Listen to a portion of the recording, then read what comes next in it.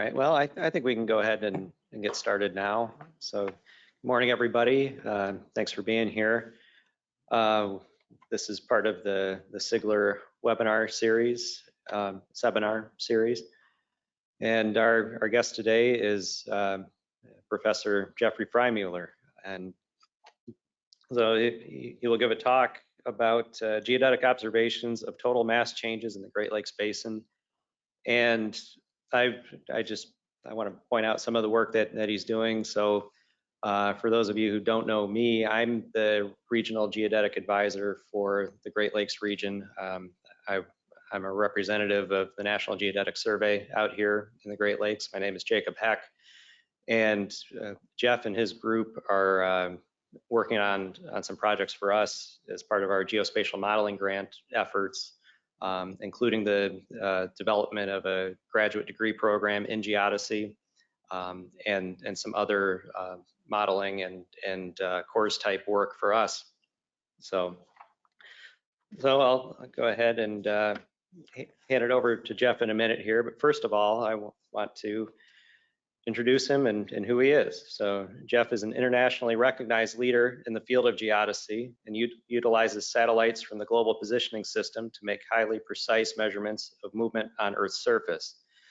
In his far-reaching research activities, he has made discoveries in a wide range of topics, including plate tectonics and plate boundary zones, fault dynamics, the continuing rebound of the Earth's surface from the melting of ice age glaciers, inflation and deflation of volcanoes, and interpreting how changing water and ice levels deform the Earth.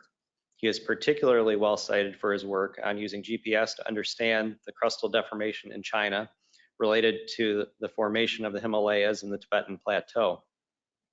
In addition to his research, Jeff is the director of the EarthScope National Office. EarthScope is a long-term, large-scale NSF-funded program to study the structure and evolution of North America and associated hazards through the development of thousands of geophysical instruments throughout the country. Jeff has also served the scientific community as the U.S. National Correspondent to the International Association of Geodesy and its representative to the International Union of Geodesy and Geophysics. He has served terms as an associate editor of the Journal of Geophysical Research and the Journal of Geodesy, and is currently editor-in-chief of the International Association of Geodesy Symposia series. So I'm sure you've done plenty of other things too, but yeah, we do have a really distinguished guest here today, and I'm really appreciative that you were able to come over today. So, well, I'll hand it over to you, Jeff, and let you go ahead and give the talk. Right. Great, thanks. Yeah, thanks, Jacob. All right, so yeah, for those of you who are in the room, feel free to move closer. You don't need to stay in the back. It's like with undergraduates, they always stay in the back. All right, so I'm going to talk today about geodetic observations of water mass changes in the Great Lakes Basin. And this is actually a work in progress. So it's a project that was funded by the National Science Foundation recently. Let's see if this is, no, this is not advancing, but this will advance. No? Okay, where do I need to click to get something that will advance?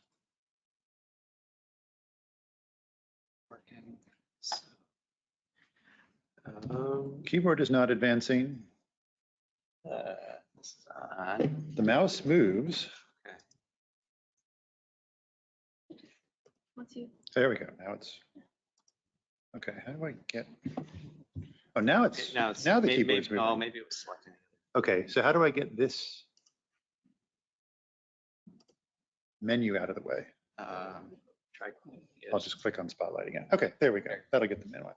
All right, great. So this is a recently funded 5-year project funded by the National Science Foundation, and so we're about a year and a half into that project right now. So I'm going to show you where we are right now, but I'll talk first a little bit about what some of the overall objectives are. So the goal of the project is actually to basically get a better understanding of groundwater storage dynamics. So how much groundwater or how much change is there in groundwater? We can't measure how much water is there, but we can measure how the water is changing.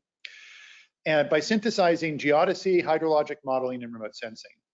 And my part is primarily the geodesy part, and I'm the overall principal investigator for the project. So the goal here of the project is to integrate several methods to characterize surface and subsurface water storage and flow across the entire Great Lakes Basin. And so geodesy, measuring deformation, measuring gravity change, making measurements of groundwater coupled surface water extent. So this is looking at wetlands, for example, that are closely tied to the water table. So the extent of the wetland will actually tell you about the rise and fall of the water table.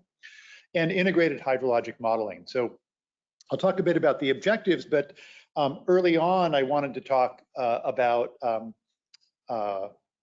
of the basics. So our goal is to study the whole Great Lakes Basin systematically. So not just a small part of it, but actually be able to characterize water storage changes over the whole basin. So the outline for the talk here, I'm going to start by talking about the physical basis for surface loading. How do we measure changes in water using positioning or surveying techniques? It's not necessarily obvious how that would actually work. So I'll give you a little bit of the physical basis for how that works. Talk about our project background and goals, and then I'll talk about the geodetic measurements. And this is very much work in progress. And the conclusions to date are mostly, I have to admit, mostly on the technical side. But we'll start with that. And so the tools we're using are our GPS time series. And this figure shows time series from 2 different GPS sites. They're actually both in Alaska, as it turns out. The one on the left is a site called Chiricahua Island, which is south of the Alaska Peninsula. And relative to the North America, that site is moving northward, and it's moving westward, and it's moving down. And it's pretty linear. Basically, every day there's a little dot with an error bar, which is the estimate of the position from that day. So we're using continuous GPS core stations, measuring their position every day, and then essentially watching how the stations are moving. The one on the right has a little more variation in it. You can see here a jump that's actually due to a relatively distant earthquake. It was a magnitude 7.5 earthquake that was about 200 kilometers away that produced that sudden offset. But perhaps more relevant here is if we look at the vertical component. So this is north-south, east-west, and up-down. This particular site is actually uplifting at a rate of about, and over this particular time interval, of about 20 millimeters per year. So that's 80% of an inch per year. So we're looking at a 3/4 of an inch per year uplift rate over this time period. But there's a 30 millimeter, again, bit over an inch, inch and a quarter, peak to peak seasonal variation in height. And that seasonal variation in height is predominantly a result of changing weight of snow in this particular case, actually weighing down the Earth's crust and so on. So how do we measure changes in water? By measuring changes in position. And we do it by using the way that the solid Earth actually deforms under forces that act on it. So water is heavy, and the mass of water, surface water, groundwater, snow, really total water, on or near the surface exerts a substantial force on the solid Earth. And the way this works is the more water there is, the heavier it is, and the more force is exerted on the solid Earth from that surface water. So more water means something pushing down harder on the Earth, which means the surface of the Earth subsides. So more water produces subsidence of the Earth. Reducing the water load produces uplift. And so the water mass in any particular place changes as water moves around the planet. So we have planetary scale cycles of water redistribution. For example, in the Northern Hemisphere winter, snow accumulates on the continents at high latitudes in the Northern Hemisphere. And then it melts and runs off and eventually goes into the ocean and gets redistributed. And in the Southern Hemisphere winter, there's similarly more snow and ice on the continents in the Southern Hemisphere. So there's a sort of a global transport of water, and then there's also the regional transport of water. And so as the mass of water is changing, as it's distributed around the planet, the forces acting on the solid Earth are changing, and the whole planet basically changes shape in a way that is relatively small, but fundamentally measurable with today's GPS technology. So the solid Earth deforms as a result of these changing forces, and we use the Earth like a scale to measure the mass of the water. That's a simplification. It would be nice if it was exactly that simple, but it's pretty close. And it's certainly good enough to give you the basic picture. So computation of solid Earth deformation due to surface loading, mass changes, is a relatively straightforward continuum mechanics problem. So if you're talking about short time scales like year to year, in most places you can treat the Earth as an elastic body, and you just need to know the elastic structure of the Earth, and you need to know the distribution of forces. And then you should be able to, in theory, predict the response as precisely as you would like. Of course, doing that requires a fair amount of computation, and so there are some subtleties in there. But basically, it's a pretty straightforward problem. And we know the elastic structure of the Earth quite well. So as long as treating the Earth as an elastic body is an acceptable approximation, this calculation is pretty straightforward. So the bottom line is that mass change, deformation, and gravity change are all fundamentally linked. I haven't talked much about gravity here, but if there's more water in the Great Lakes, for example, then more water means more mass. That means a change in Earth's gravity. And so we can measure through gravity change, we can measure through deformation, and it's all linked to that mass change. Now, the other thing that can happen, of course, is in addition, our loading deformation, if it's a surface load acting on the elastic Earth, adding water will push the surface of the Earth down. The other thing that can happen if water is changing is within an aquifer. If an aquifer is highly, it depends on the properties of the aquifer, but some aquifers, if you pump enough water out, the aquifer itself will shrink. Okay, and it's really just the grains getting closer together and collapsing. So the impact of changing water can be, in some places, a little complicated because there's a loading effect that's just the mass, but there may also be an aquifer compaction effect. And in places like Central Valley of California and actually all throughout the Los Angeles basin, this second aquifer compaction actually dominates and is the biggest signal. But for most of the area here in the Great Lakes, it's actually probably the loading deformation is the dominant signal. So that means we should be able to actually watch the Earth deform and turn that into an estimate of water. So how do we calculate that? I'm not going to go through the equations of that, but this is a nice visualization. So if you look in the sort of cross-sectional cut of this sphere, basically there's a load being applied right there. And it's actually in the form of a disk. So it's sort of imagine you had a disc-shaped circular swimming pool of very large size. And that's where the force is applied. And so this is an actual calculation for that. The geometry is we have a load in one place, we have a measurement made somewhere else, and we want to know how does this place move as the load is applied or removed at this load point. And so the continuum mechanics calculation is basically calculating that physical response. And so it looks something like this. If we have a load, in this case, I used a 200-kilometer diameter disk. So this is like a really big lake, for example. The values are calculated here for 100 meters of water. So it's a large amount of water. And the red curve is the elastic response to that. So what you see here is that underneath the load, the Earth is pressed down. And actually, the elastic response is basically down almost everywhere. These other curves at different colors, or the dashed line and this eventual solid line, is the response after a long time. And that's actually due to another process. So I mentioned that we can, over short time periods, we can treat the Earth as an elastic body. But over very long periods of time, the Earth is not elastic. It's an elastic shell around a viscoelastic mantle.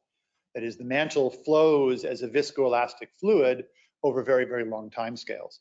And so, so if the load is kept in place for a long time, eventually you'll get a profile that looks something like the black solid curve after the mantle flows out of the way. And so you get not only the subsidence under the load, but you also get a sort of a raised forebulge around the load. And this is what our glacial loading problem looks like. So here in this region, we're still seeing the effects of the removal of the continental ice sheets. And so the ice sheets were mostly here and north of here. And then that forebulge would have been south of the ice sheets. And so today, since the load has been removed, that forebulge is collapsing, and the area formerly under the ice is uplifting. So that process we call glacial isostatic adjustment, or sometimes was called post-glacial rebound. Called adjustment now because not everywhere is actually rebounding up. Some places are sinking, so it's not all one side. And so when glacial ice was present, the crust was pushed downward, but the mantle after a period of time starts to flow out of the way. And when that ice is removed, there's an immediate elastic response, and then the mantle starts flowing back and essentially reverses that sign of deformation.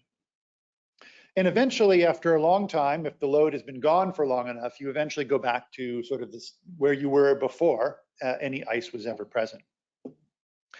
So the time scale for all of this depends on what we call the relaxation time of the mantle, which for the mantle underneath where we are, it's measured in centuries. So we're still seeing, even though the ice has been gone for thousands of years, we're still seeing uplift and adjustment due to that. And that becomes important because this is a signal that's present here. So if we want to look at present day water changes, we have to be able to remove this and any other signal that's also present in our data. Okay, so let me show you a few examples of these loading data. This is one of the first really spectacular examples, which was river loading in the Amazon. And so this was one GPS site in Manaus, Brazil, which is in sort of the central Amazon basin. And they didn't have a great deal of data. You can see here the red dots are the data points.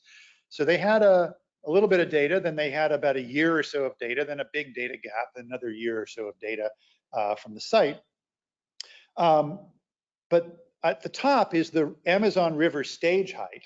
And then the black curve here is basically -1 times the stage height scaled to match the amplitude of the observations. And what you can really see is that essentially as the river went up, the site went down. As the river went down, the site went up. And there's a pretty clear proportionality between the river height, the mass of water, and the vertical position of the site. And so even though this was pretty noisy data and it was pretty sparse data, it was clear enough that it clearly established that there's not just a signal, but a big signal. Because if you look at the y-axis here, this is in millimeters, so the total scale is 12 centimeters here. So the Amazon has like 8 centimeters peak to trough height variations for the solid Earth in the Amazon basin due to the water changes seasonally in the Amazon. So that's huge. And we're capable of measuring things at the few millimeter level on a daily basis. A signal that's several centimeters in size is actually really obvious. Here's another example, which is from the West Coast drought. And so these pictures here are of Folsom Lake in California. So it's a reservoir with a dam. And this was Folsom Lake in July 2011. And this was Folsom Lake in January 2014. There's not a whole lot of lake left. It was not completely dry, but the reservoir was largely empty. And this was because of regional drought. So not only was the reservoir relatively empty, but there had been 3 years of drought and there was just not much water anywhere. And this is, turns out there's a GPS site right next to the reservoir, or pretty close to it. And there's some little gray dots, which are the daily positions. And then the black is a seasonal, sort of a seasonal estimate of the daily positions. And if you remove that and do a little smoothing, you get this red curve, which is sort of a smooth long-term variation in height with the seasonal part removed. And if you look at 2011 here, 2011, when the reservoir was full and there was lots of water, the site was low. And if you look here in 2014, where there's not much water, the site is high. And the difference here was, again, a few centimeters of vertical position. So this comes from Adrian Borsa, and he didn't just look at one site, he looked all the way across the Western US. If you basically take a sort of a mean reference level for all of the sites and you ask, are they higher or lower than the kind of average would be, long-term average. In 2011, almost everything was low relative to the long-term average. In 2014, almost everything was high relative to the long-term average. The exceptions you can see, these really dark blues in the Central Valley, these are places where groundwater was pumped out. And so this is, again, where we have to be careful to make sure we're recognizing we're looking at the right mechanism.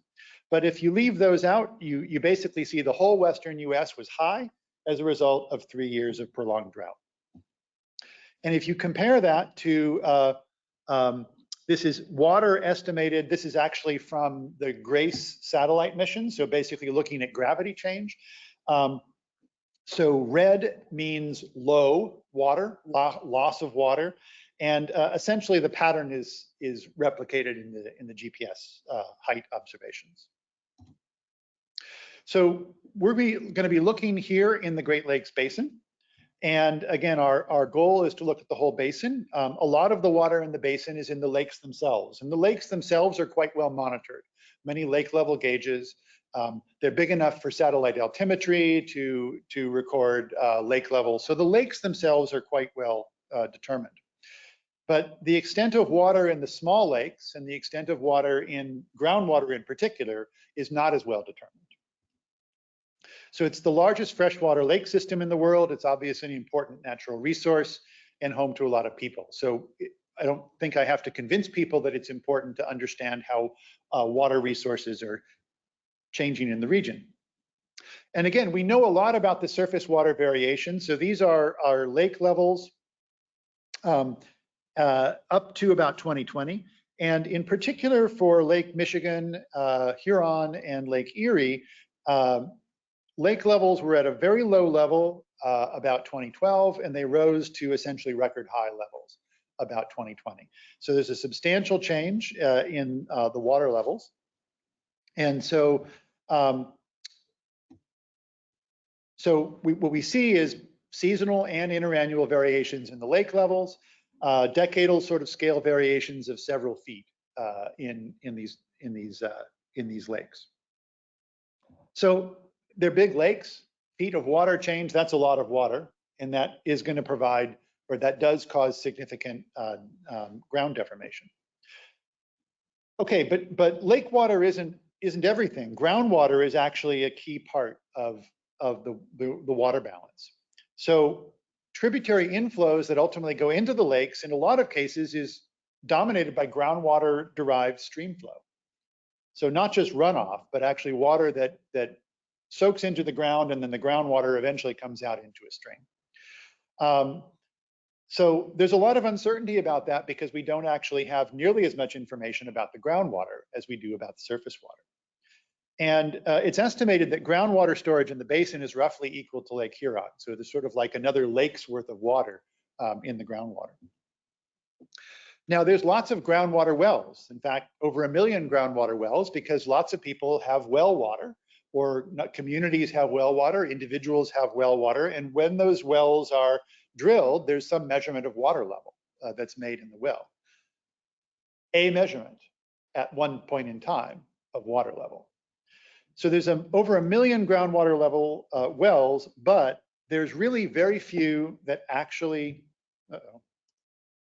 I've done something and now it doesn't want to. So let me try clicking something again. There we go. So the vast majority are drinking water wells with a single measurement, and probably a lot of uncertainty, but fundamentally it's a snapshot at one point in time. There aren't very many wells that are frequently monitored, and most of the continuously monitored wells are in places where there's active pumping. So they're monitoring the well to monitor the pumping. So there are very few wells that are not being pumped that are actually monitored. And so very few wells that actually observe the natural groundwater variability. So that's one of the biggest reasons why we fundamentally don't have good constraints on how the groundwater is changing, is because we just don't measure it. And of course, the water cycle is changing. So we're seeing changes in climate, rapid warming that changes all sorts of things. It changes terrestrial evapotranspiration. It changes the extent of lake ice cover, changes snowpack. Precipitation is changing. I don't know about here, but the last month we've had two incredibly intense rainfalls in East Lansing, inches per hour sort of rainfalls, which are not the sort of thing that used to happen very commonly around here. So these things are changing. Land use is changing, water use is changing. So groundwater is changing. We need to have a better understanding. And so what we really need is basin scale surface and groundwater hydrologic models.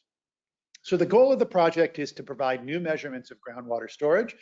First of all, using geodesy. And I'm going to talk about the geodetic part now. And I'm primarily going to talk about the GPS part. So we're going to use high accuracy GPS. We're also going to use INSAR, so interferometric synthetic aperture radar. Now, a lot of the terrain here isn't very conducive to INSAR. Forested cover fields don't give us much good data, but there are places like highways that do. There are places near the coast where human structures are really common. And so our hope is to actually get spatial resolution in some of the areas near the lakes with INSAR data to actually measure at higher resolution in hopefully key areas. And then also using gravity measurements, gravity change measurements from satellites. So all of that will ultimately put into an estimate of total water. Once we have that estimate of total water, we can remove the surface water that gives us an estimate of groundwater. So what have previous studies done? So I'm going to summarize initially some work done by other groups that were done before our project started. And so there are models that have based on they used 2012 to 2019, so it captures most of that lake level rise. But there are some trends that remain in the data that are not explained by the lake level loading itself. There also are seasonal variations. When you look at the seasonal variations, it turns out the seasonal variations in deformation do not match very well with the seasonal variations in the lakes. And it's likely that variations in groundwater, there are probably seasonal variations in the groundwater that are different from the seasonal variations in the lakes. And that's really perhaps not surprising because it just takes time for water to flow into the lakes. But again, it's not very well quantified. So let's look at the rise in the Great Lakes water level. And there's a very nice paper published by Donald Argus and colleagues, mostly at JPL, in 2020. And what they did is they took the change in the water level in the Great Lakes. So this is in meters. So Lake Michigan, Lake Huron rose about 1.55 meters over 2012 to 2019 was the time period that they used. But all of the lakes rose significantly over that time. So they basically developed a load model based on the lake level themselves. So based on the measured lake levels, and every time I click, I cannot click. All right, and so from that, they basically modeled what the surface deformation should be due to that increasing lake load. And so you may be able to see the colors here and the numbers. The numbers are contours in millimeters. So you're getting up to a centimeter or so of vertical, or actually up to a couple of centimeters or so of vertical motion caused by the lake level rise. So because the water was increasing, the land was subsiding. So land was subsiding, especially for places near the lakes, by up to a couple of centimeters. due to the meter level rise in the lakes. And that's actually kind of a good sort of rule of thumb. A meter or so of water increase will produce a centimeter to 2 centimeters of subsidence, roughly speaking. It depends exactly on how big the load is, but these are pretty large loads. So what they showed in their paper is, first of all, I'll just look at one of these panels here. Each panel is just for a variety of different sites, but the black curve is the Great Lakes water level. So they basically took not just the trend, but the time series of Great Lakes water level. The blue is the original GPS data. The red is what you get if you subtract the Great Lakes load from the GPS. And this one up here is not the greatest because you can actually see there's a lot of signal that is not particularly well explained. But some of the sites, in particular in the south, like Harbor Beach here, the trend, you can see that the motion after removing that lake loading becomes much more linear. So it's much closer to a linear trend. The linear trend is actually pretty close to what's predicted from a glacial isostatic adjustment model. And basically in the south, it works better. As you go northward, you find more deviation in trend. And you also, in some cases, find more seasonal motion left over after removing the lake loading. And this just shows, in this case, once they removed the effects of the lakes and looked at the long-term trend in the data, those are the little red circles. And then the blue curve is what they thought was their best available glacial isostatic adjustment model. So it has the right kind of shape, but it's a little bit offset, doesn't quite match. So there's still some residual from that in the data. Okay, another group, one of my collaborators, Yuning Fu, who's at Bowling Green State University in Ohio, they looked at the seasonal deformation and the seasonal variation in the lake levels. So the model here in the light color, the sort of tan color, that is the model for lake loading, seasonal lake loading. And the blue is the observed. And you can see the amplitude is pretty similar, but there's a significant phase shift. And so the phase doesn't match up. This is one site. This is Grand Marais. This is in Minnesota. This one's in Pennsylvania, but it doesn't really matter where you look. There's a phase shift between the lake loading and the deformation. So why is that? And their conclusion was that the reason was probably groundwater. That the deformation was sensing total water, not just lake level, not just lake water. And so groundwater, the mass of groundwater would basically make things subside before the water actually got into the lake.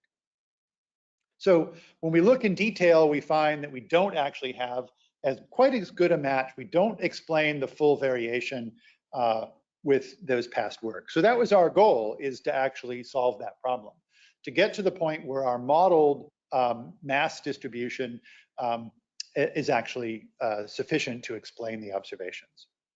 So some of the issues were some remaining trends in the data. There are also trends in water storage outside of the Great Lakes and or outside of the region, and that actually does produce some deformation across the region. The seasonal variations were not explained by previous work, and we think variations in groundwater are at least part of the reason. So our goal is to reconcile data and models, properly account for groundwater as well as surface water. And I'll be focusing here show you some examples of our geodetic observations. But other parts of the project are going to, again, use remote sensing of surface water in wetlands to infer changes in groundwater, integrate this with modeling of groundwater flow, and finally to use an assimilation technique to estimate groundwater and its variation. So our goal is to have kind of a nowcast type or recent hindcast model that would bring in the information from geodesy as well as information from other sources to estimate variations in groundwater. So let's look at where the data are and what data are available. the 4 panels just show, you can see a bunch of little dots. The dots are sites, and if a site has 5 years or more, every site that has at least 5 years of data appears in this panel.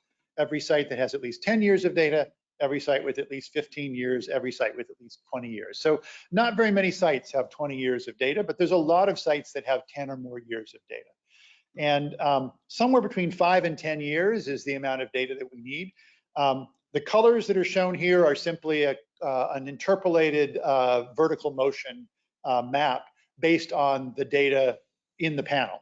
So basically the red colors in Canada are because of mostly due to glacial isostatic adjustment. Most of what we see here is actually glacial isostatic adjustment. So we have a few sites that have very long data spans.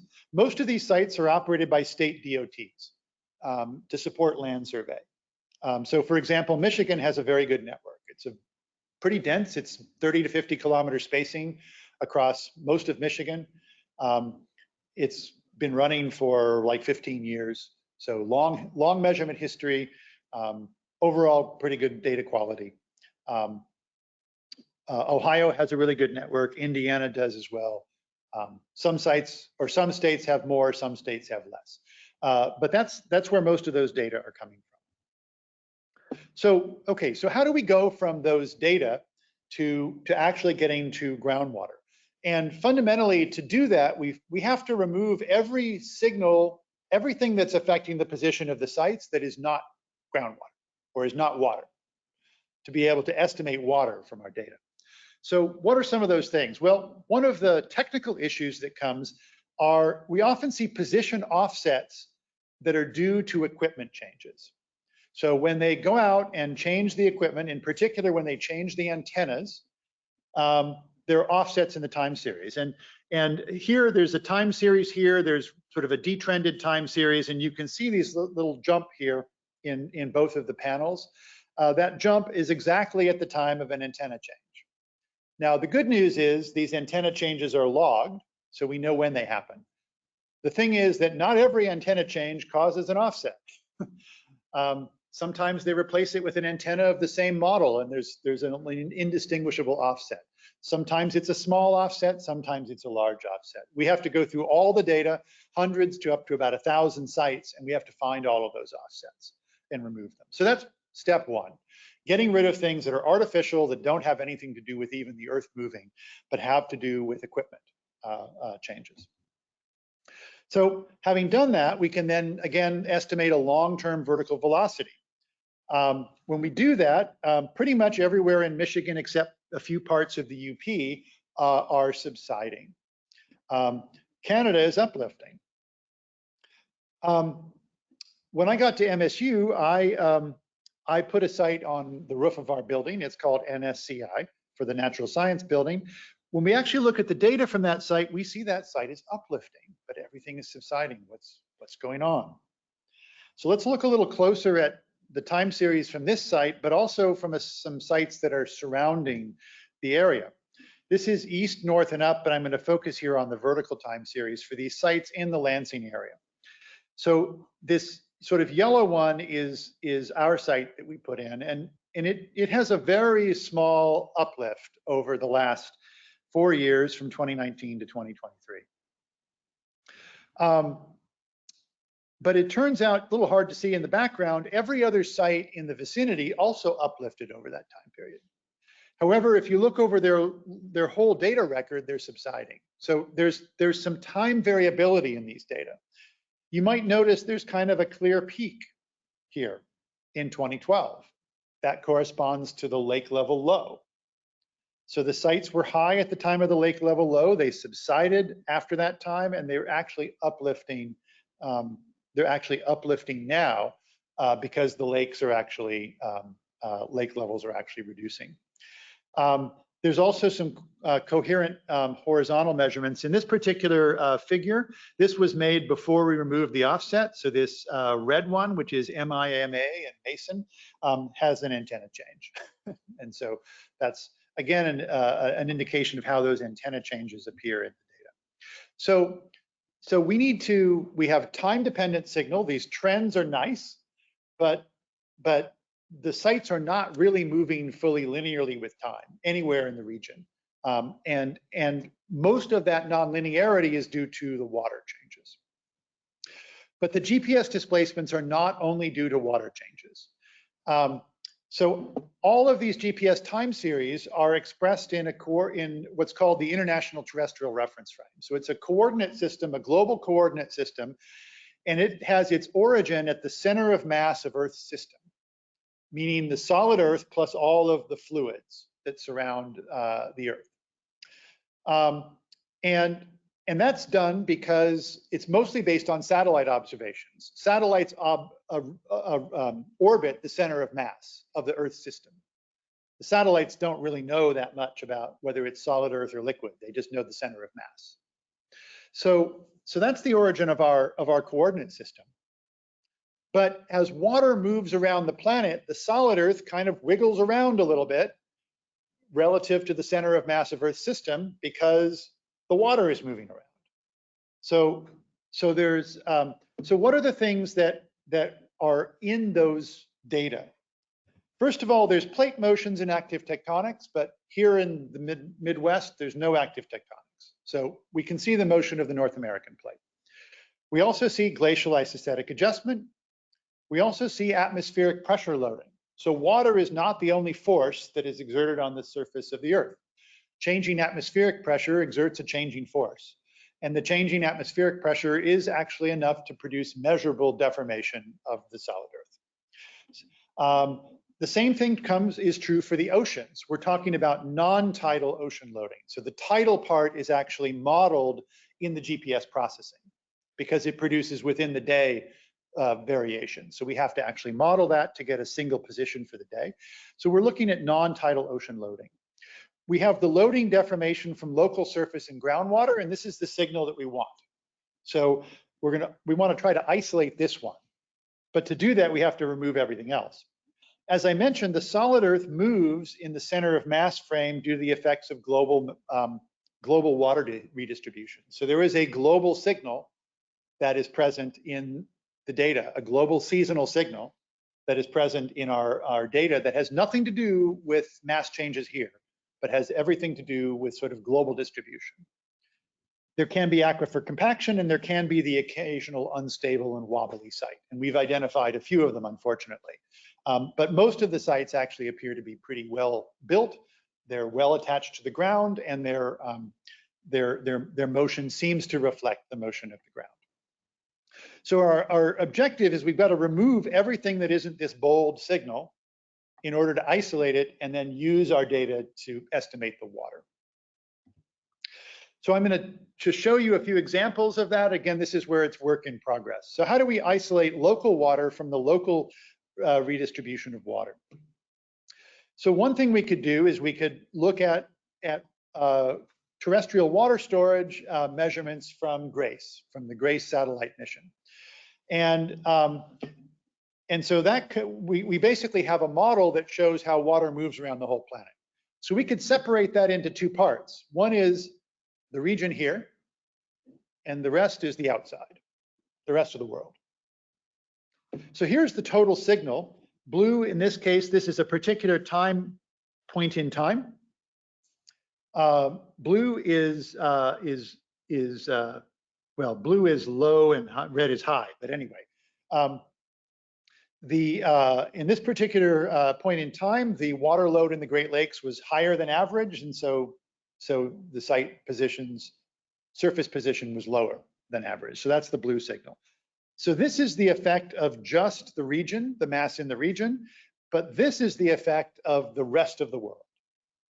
And I'm sorry, you can't actually see the numbers, but it is actually big enough that it's visible in the data. I'll show you a time series next.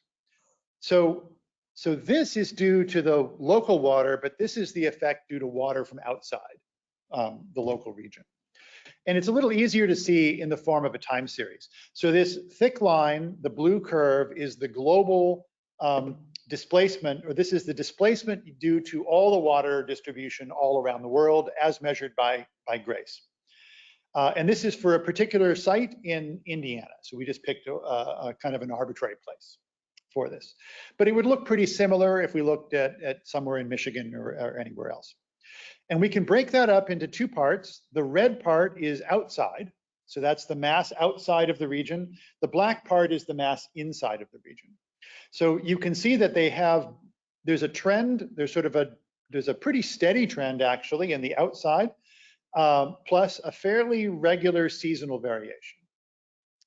And so it is producing displacements at the level of a few to several millimeters on an annual basis due to the effects of mass entirely outside of our region. So these displacements are in our data. This time period right here is the time period of the gap between GRACE and GRACE follow-on. So there's no data in this particular figure. It's just the data points are just connected by the line. The black curve is the seasonal, and there is a trend, but you can see the displacement was going down, now it's going up. That looks like the lake level variation. So the black curve of the mass in the region looks like the lake level variation. The red curve of the mass outside looks like a pretty constant trend plus a seasonal variation. And so ultimately, we want to remove this red curve from the observations in order to isolate something that looks more like the black. So we also need to worry about glacial isostatic adjustment. And so this is showing, this is a particular model. This is the one that so far seems to match the data best. This is our observed trends. And we looked over, we actually tested the GIA models over a particular time interval. So when we look at the GRACE data suggests that the net change in water mass in the Great Lakes Basin over the years 2000 to 2012 was pretty small. So there was not a big local mass variation over that time, meaning that the signal was almost, it's our best estimate of what is purely GIA. So we look at our GPS velocities over that time interval and pick the best available GIA model. And that turns out to be Dick Peltier's ICE6G _C. And if we subtract, this is now velocities over a different time interval, 2012 to 2023, we can see we still see some signal. Mostly we're looking at a few millimeters per year differences, but we think that this signal is mostly due to trends in water storage as opposed to the GIA signal.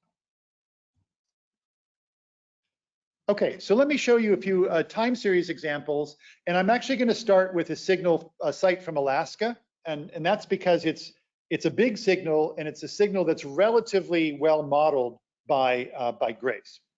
So this is a site in what's called Eldred Rock. It's in Lynn Canal, which is the fjord that's north of Juneau, Alaska. So it's kind of bounded by big ice fields on either side. And so the water storage here is dominated by ice and ice storage. This site, this has been detrended, but this site actually, over its whole almost 20-year measurement history, it uplifts at a rate of almost 26 millimeters per year. And that is due to present day ice loss as well as the effects of past ice loss. So it's a combination of factors that go into that uplift rate, but that has been removed. If we remove the long-term trend, you can see that the early part of the data uplifted at lower than the long-term average rate, and then the later part of the data uplifted it faster than the average rate. So there's kind of a kink here in the curves, and people who study the glaciers have actually estimated how the glaciers are changing. And in fact, there's just an acceleration of glacier mass loss going on. So what we're seeing here is primarily the effect in the change in trend is primarily the effect of the accelerating glacier mass loss. The black is a seasonal average motion. And the other panels here, this is non-tidal atmospheric loading and non-tidal ocean loading. So the atmospheric loading is actually several millimeters peak to trough. The ocean loading, non-tidal ocean loading is pretty small, but the atmospheric loading is actually not negligible. It's a signal of several millimeters peak to trough. The other part of this, the load comes from hydrology. And here we're going to look at the GRACE mass con solution. So this is basically a mass estimate that comes from GRACE data, and this cyan curve is that variation, and you can see it has the same kind of characteristics as the data. So if we take the sum of these things, the hydrology from GRACE plus atmospheric loading plus ocean loading, we get the red in this figure. So the blue is the observations, the red is the data. It doesn't look too bad at first glance, but if you subtract things from the data, you see this green, which is the residual, and there's this sort of long-term curved signal in there. And this is probably actually in part a viscoelastic response of the Earth to past mass loss. So in this case, the seasonal part is mostly explained, but some of the long-term data is not. The other way we can look at this is with, again, here is an example. This is a different time interval, so we're looking at 2012 to 2022. So in this period of time, the site motion was pretty linear. Blue is the observation, red is the sum of models, and this is just the power spectra of that. So the main point is that the low frequency, the long period variations look a lot like the GRACE solution. So this is GPS. At the bottom here is GPS minus the atmosphere and ocean compared to GRACE, and you can see that the long period signals really track each other very well. So what we see here is at high frequencies, the noise level in GPS is higher than that of the models. We can kind of look at where the model noise spectra and the GPS data noise spectra differ. So they kind of become very similar at about maybe weekly. So periods that are longer than weekly, the GPS noise isn't really much higher than the models. Periods shorter than weekly, the GPS noise is definitely higher than the models. So one of the things we're in the process of assessing is what is our potential time resolution with the GPS data. We have measurements every day, but the noise level is too high to make daily measurements of water change.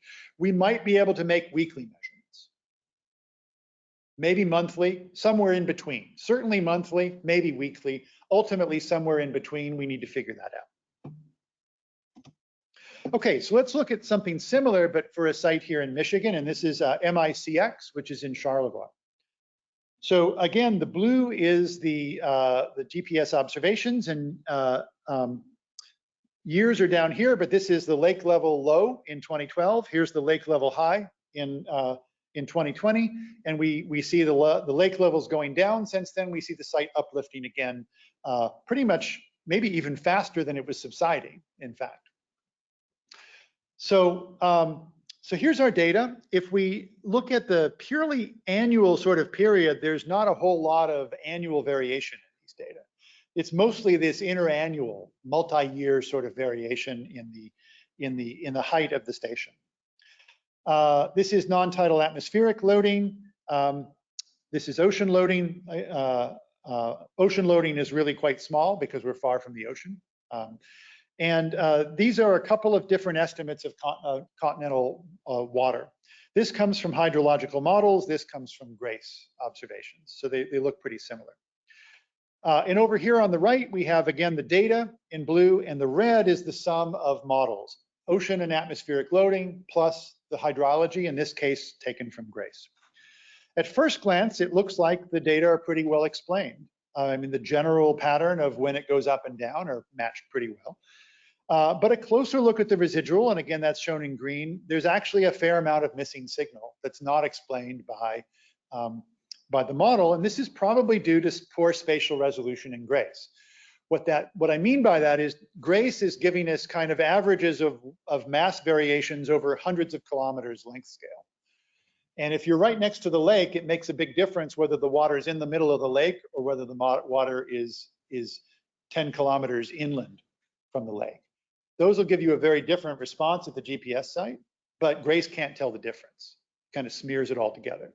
So GRACE by itself doesn't actually allow us to fully match the data. And it's predominantly a spatial resolution problem. So that's where the GPS will come in, is estimating that. Okay, so summary of progress and next steps. So as I said, this is a work in progress. Well, we need to subtract all of the non-water signals from the data. So we need to subtract the deformation due to GIA. We think we have identified the best available model for doing that. We need to remove non-tidal atmospheric and non-tidal ocean loading. We have models available for that. We need to remove water storages from outside the region. And we've essentially, I think, identified how we were going to do that. We just now actually have to do this to all the data, is apply all of these models to all the data. We need to better quantify the errors in those correction models. That's actually the hardest part. Models exist, but how accurate are those models? What kind of uncertainty applies to those models? We need to more fully assess the noise characteristics of the data to be able to assess what kind of time resolution we can extract from the data. And as I said, it's probably somewhere between weekly and monthly in terms of our ability to resolve that. We then need to use all the data spatially to estimate the space-time history of total water storage change. And that's a relatively straightforward process. It's been done before. We're just going to bring more data to it than has been used in the past. And then we can infer groundwater from the total water storage minus the surface water. And ultimately, again, assimilate those geodetic estimates of groundwater into the hydrologic flow models. I just want to say a couple more things about other elements of the project. The remote sensing work is being done by a group actually here in Ann Arbor. They're part of the Michigan Tech Research Institute. And they're using synthetic aperture radar imagery basically to map out the changing extent of wetlands. So here you can see 2 time periods, 2018, here's 2021, and blue is water, essentially. These yellow colors are not water. And you can see that there's quite a lot of difference, actually, in the extent of the water. And so we can quantify the flooding of wetlands as it changes over time and use that to map out changes in the water table. So that'll be an additional observation of changing groundwater from wetlands that are closely connected to the groundwater system. And ultimately, we'll be taking our remote sensing estimates of surface water and groundwater storage, our geodetic estimates, simulations from hydrologic models, and ultimately produce kind of a nowcast type model. The objective is to assimilate that data and actually be able to with a time lag of probably a couple of months or something like that, to actually produce an estimate of groundwater. All right, thanks, and I'll take any questions you have.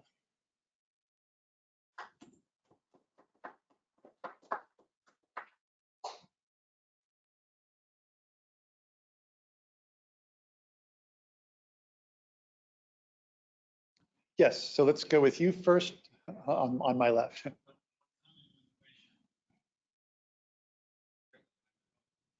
Yeah, let's get a microphone for the people online.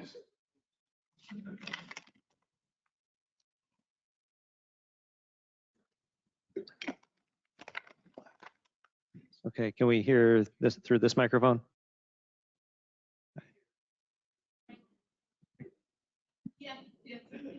Yes. Comment about making up for the lack of groundwater well data. Mm-hmm.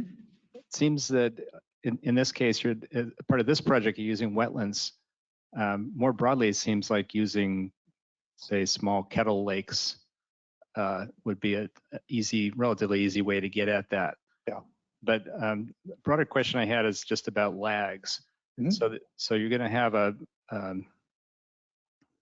don't know if it's a viscosity lag or what the geoelastic properties Yep. are that offset the driver Mm-hmm.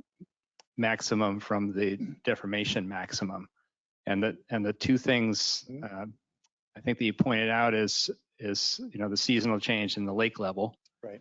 Seasonal change in groundwater level. What about the snow? Yeah, so the first about lags. So to the extent that the Earth is elastic, there should be no lag. Once mass is there, the force is there, the response occurs. So there shouldn't be any sort of time lag or phase lag that comes from the Earth's response. Here we have a very thick lithosphere and a very high viscosity mantle. So the response time of the mantle is more like centuries to millennia. And so over human time-scales, we really don't see it. Now, the Alaska case, it's a different case. We're looking at a different rheological structure. But here, we should be able to treat it as elastic. So any lag that we see between the Earth deformation and what our model says probably means our model is wrong, rather than the physics of the problem being different. Yeah, so as far as, now let's see, sorry, that was the first point, and then, oh, I've now forgotten what you're, Well, I guess, just one word is enough, a keyword. I mean, the question is really about, I guess you've answered by saying there shouldn't be any lags. There shouldn't be any lag. Because the crustal response is basically instantaneous to the forcing. Yeah. But there are. The lags are probably in the models themselves because we're monitoring the surface water. Oh, you asked about snow. Yeah, ultimately what we will measure geodetically is total water. We can't tell whether it's in groundwater, snow, soil moisture, canopy, lakes, rivers, etc. So we need those models and estimates of all of the surface water elements to be able to back out the groundwater. And so basically, we will measure total water to the extent that we can remove the surface water accurately. What's left is the groundwater. Again, the suggestion is that the variations in the groundwater are pretty significant over the course of seasonally anyway. And we don't actually know how significant they are. Well, I think they actually are probably significant even over the longer term as well, but we don't know nearly as well. So yeah, so I think to be able to get to groundwater, we have to account for all elements of surface water. And so that really means using the models that are developed that actually count up all of the snow, count up all of the soil moisture, surface water, etc. But you're really still getting at groundwater by difference. Yes, we have to get to groundwater by difference. It's the only way we can do it. Unless you amp up the well network. Correct. So there's a few places. Actually, MSU Hydro Lab has a pretty nice well network near Traverse City, but it's like one postage stamp. Thank you. Mm-hmm. Yeah, thank you. One of the things the lab focuses on is trying to understand that lake evaporation as a component of the water supply to the lake. Yep. And really, we do it two ways, either through modeling, and we have a few eddy covariance towers to help support the modeling, or just as a residual, as a, from looking at the precipitation on the lake and the runoff, right. Plus the inflow minus the outflow, and with the lake level records with the change in storage. Right. But it occurs to me that the residual method, then where we're measuring the evaporation that way, must also include this crustal displacement. Yeah, there could be. So let's see. So and I guess my real question is what fraction of our residual evaporation might actually be due to the crustal displacement? Yeah. Yeah. So I mean, I guess probably the good news is that it's probably a small fraction. Or at least it's a small fraction of the signal. But of course, when you start differencing, sometimes that doesn't stay small, right? So again, roughly speaking, if the lake, let's say the lake rises by a meter, then there's actually crustal subsidence of maybe 1.5 centimeters or so on the lake shore and a couple centimeters beneath the lake floor. So our it's actually true that our estimate of water in the lake doesn't account for that. The estimate of the water in the lake assumes the bathtub is rigid. But it's still only a few percent, right? So if the lake level rose a meter, it means it probably actually rose a meter and a centimeter or two to make up for the deformation. So if that ends up being important, then that could actually be an important factor in other calculations. So yeah, I mean, I think there are, the lakes, of course, are also tilting, mostly due to glacial isostatic adjustment. And that gets kind of readjusted every couple of decades or so to account for that. But there's a sort of constant trend in there. And I don't actually know enough about how they do all of that to know whether everything is actually accounted for at that necessary level when we're starting to talk about those small amounts. So yeah, but yes, definitely any calculation that assumes the lake is a rigid bathtub and is just looking at the water level isn't accounting for the surface deformation, and that is again probably about a yeah, roughly 2%. So roughly 2%. The lake bottom would subside by about 2% of the lake level rise. But that does mean that there's actually more water in the lake than if you assume that there was no deformation. So the lake level, the lake volume changes are probably a little bit underestimated if we assume that the Earth is rigid. Great, thank you. Mm-hmm.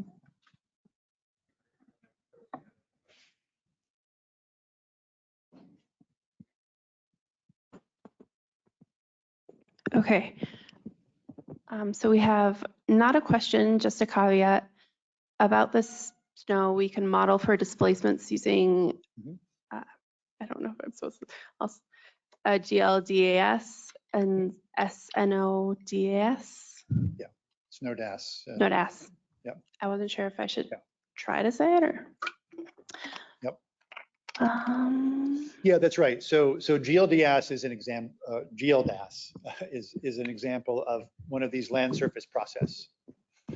So it's a model that is modeling the distribution of water in a variety of compartments, right? So it includes estimates of snow. It includes estimates of other elements.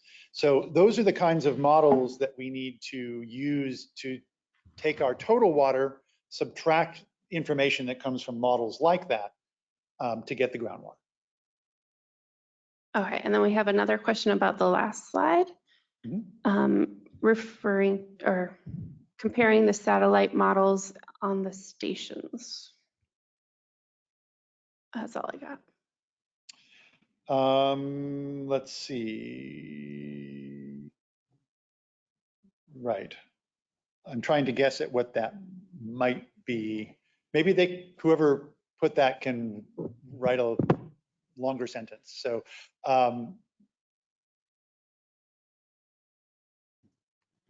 right. So I mean, I think what we can do is that if we have, for example, a mass change model that comes from, let's say, GRACE.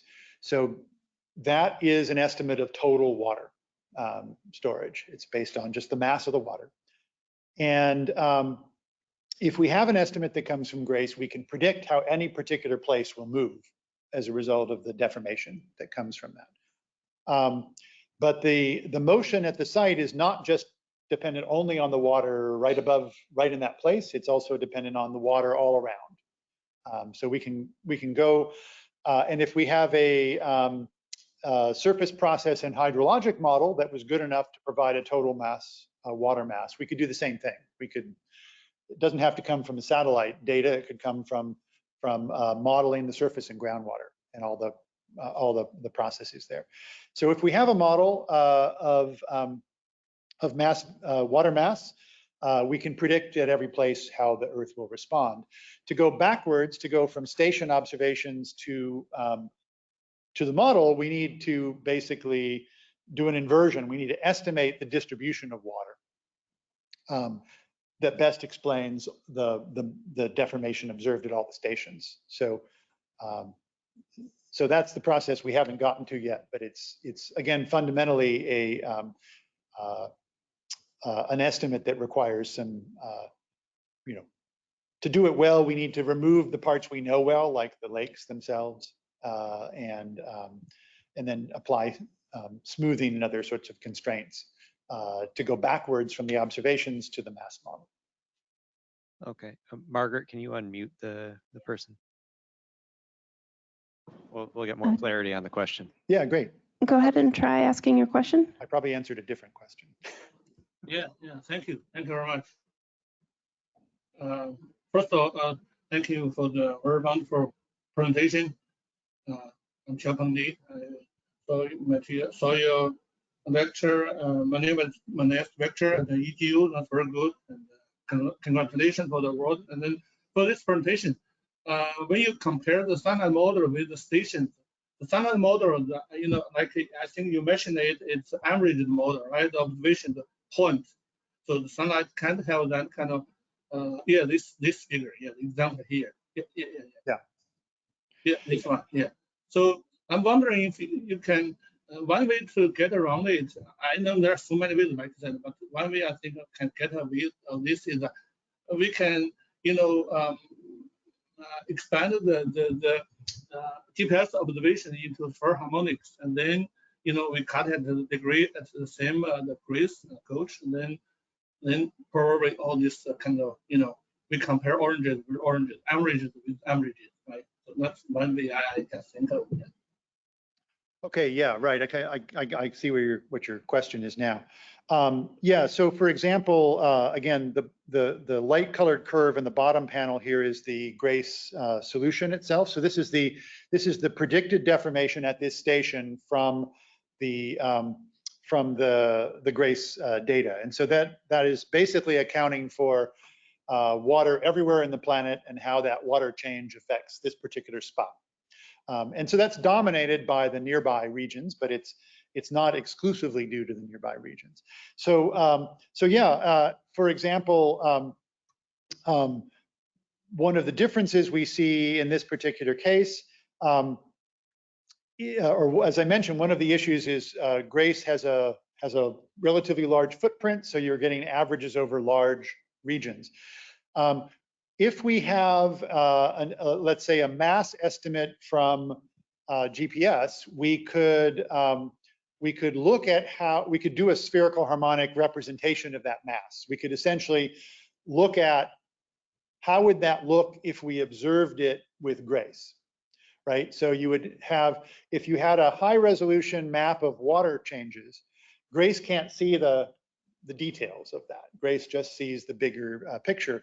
But yes, we can take an estimate that we make from multiple GPS sites, and we could basically truncate it to only the long wavelengths that GRACE can see, and we can make a more direct comparison with GRACE. So I think it was the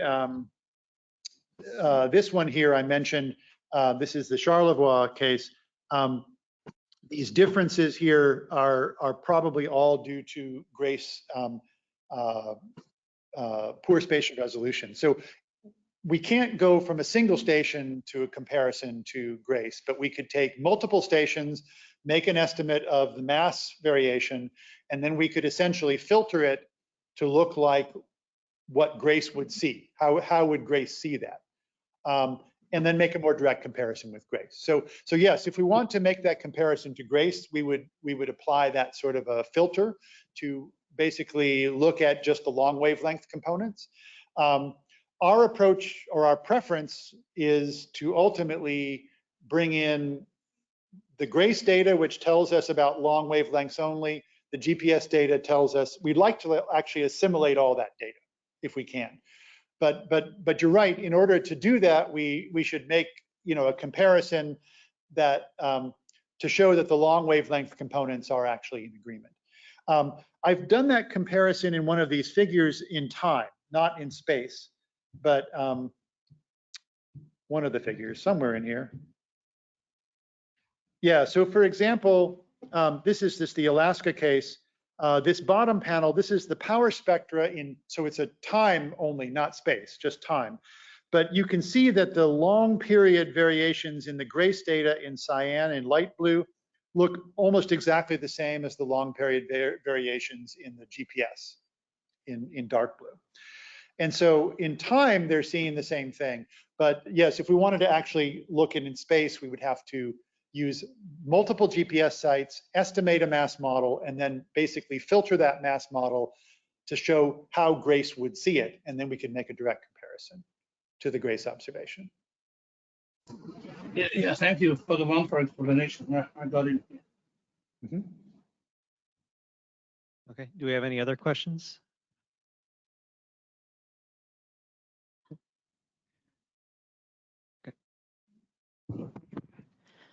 How is the viscoelastic model of the mantle measured or inferred? Is it homogeneous or stratified? Yeah, so this particular model, Peltier's model, has a radial structure. So it's a stratified model. And so there is initially a relatively thick 100-kilometer or so elastic layer, which is the lithosphere. So it's the crust and the sort of frozen on part of the uppermost mantle. And then there is a multi-layer viscoelastic mantle and eventually the core in the middle of the model. So it's a radial 1D viscosity structure. That's probably not bad for where we are right now because we're kind of in the center of the continent and so on. But if we move to Western North America, the Earth structure looks very different under Western North America. And it looks very different under the oceans than it does under the center of the continent, or at least the shallow part anyway, looks different. So, so there's a lot of move to making three-dimensional viscosity structure models and looking at how that affects the glacial isostatic adjustment. Those effects are mostly in the vicinity of places where the shallow viscous Earth structure is variable. So it probably doesn't affect too much the region that we're looking at here. But if we were to go across to, again, to the Western United States, we would see a change between a 3D model and a 1D model. But yeah, these are all 1D models. And there's a variety of different mass models that are estimated. There is a variety of different viscosity models that have been estimated.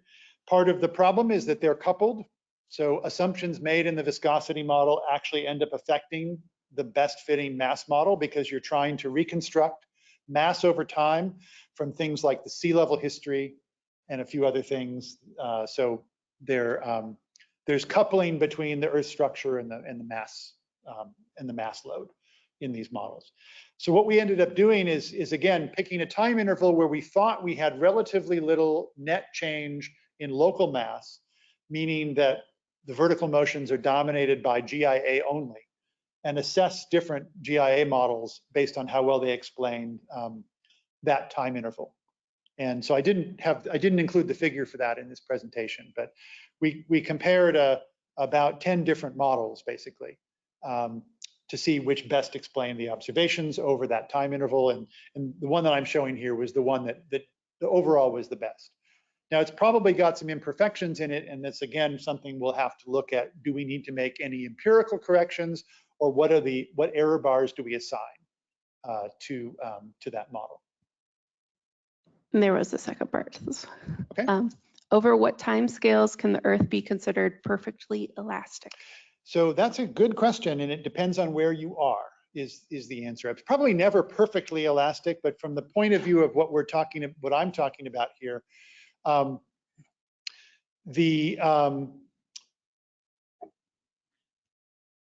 It fundamentally depends on the relaxation time of those viscoelastic materials.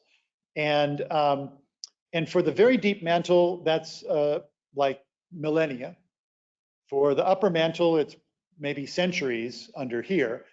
But if you go to the Western United States, where you have actually a very hot, hydrated mantle, the relaxation time might be a decade or in some cases, maybe a little bit less. So when you start getting relaxation times that are relatively slow, then the time window where you can consider the Earth to be elastic also shrinks. So far as we can tell, the effect on, even in Alaska, where you have a very low viscosity mantle, the effect on seasonal variations is pretty small. But as I mentioned, in this particular case in Alaska, you can see there's a sort of a gentle curvature to the residual here. And that curvature may be due to ongoing viscoelastic response to past, or at least part of that is due to that, I will say. So, there, in a really low viscosity region, when we're looking over a few decades, we cannot ignore the viscoelastic mantle. Here, again, because the viscosity structure is different, and also because the lithosphere is thicker, over years to decades, I think we can ignore the viscoelasticity, and we can treat the problem as elastic.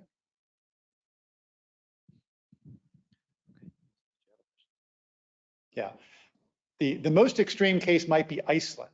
In Iceland, it's not clear even whether the seasonal is actually fully elastic, because it's really low viscosity and really thin crustal layer. Okay, well, that's all the questions that we have for right now. So again, I want to thank Jeff for coming out here to give us the presentation. Thank you to everybody who attended. And Margaret, is there anything else I need to say about the seminar series? When's the next seminar? September? Okay, yep. So keep an eye out for the September seminar. So again, thanks everybody. Okay. And yeah, let's go to lunch. All right, thanks.